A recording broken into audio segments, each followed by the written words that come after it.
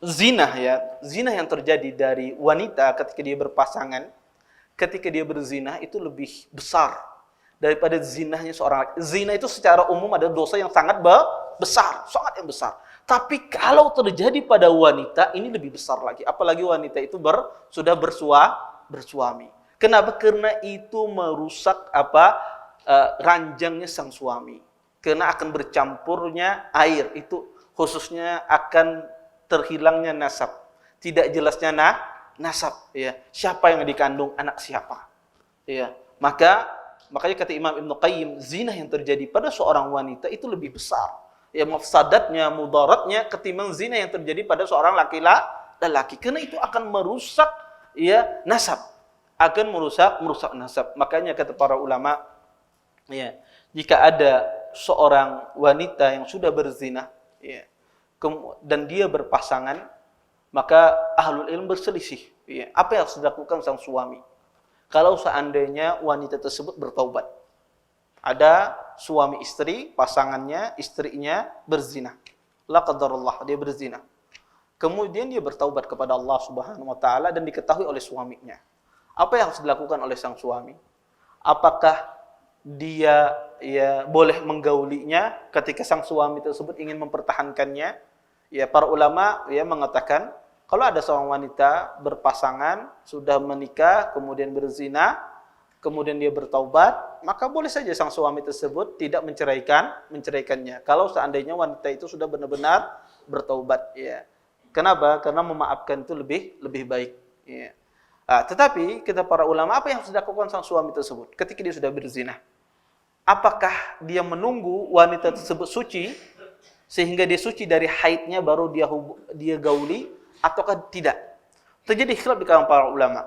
Yang rajih di kalangan para ulama adalah bahwasanya boleh dia gauli selama dia yakin bahwasanya wanita tersebut tidak hamil.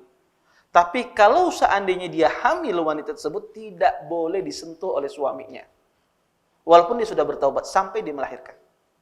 Agar tidak bercampur air suaminya dengan air orang lain.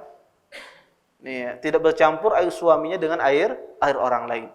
Ini menunjukkan mudarat zina tersebut. Dan tidak boleh seorang pasangan itu tinggal terhadap suami penzina atau istri penzina.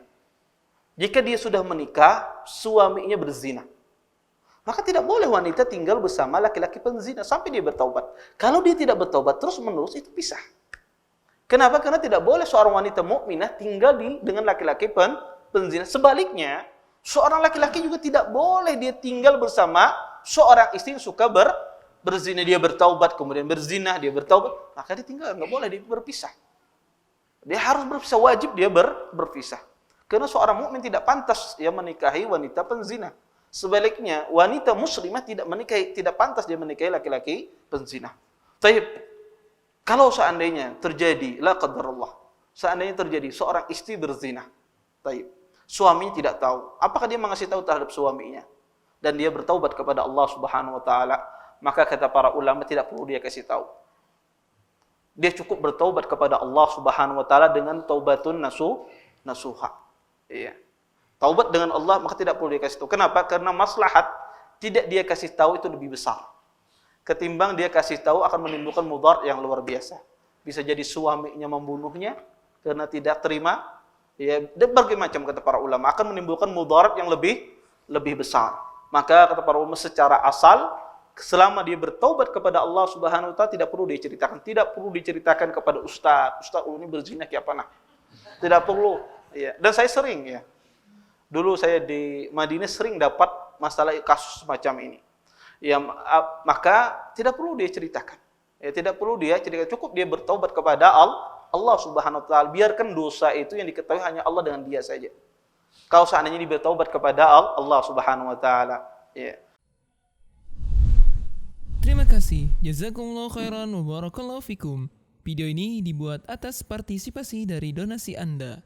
Semoga menjadi amal jariah bagi Anda semuanya.